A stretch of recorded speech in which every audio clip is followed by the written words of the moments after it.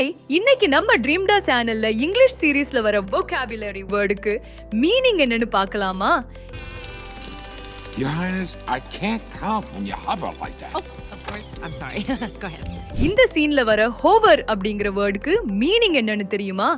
hover அப்படினா to stay in the air in one place or to remain in a place or situation without moving much, அதாவது ஒரே இடத்துல நிலை கொண்டிருப்பது அல்லது ஒருவருக்கு ஒன்றுக்கு அருகாமையில் காத்திருப்பது அப்படின்னு மீனிங்.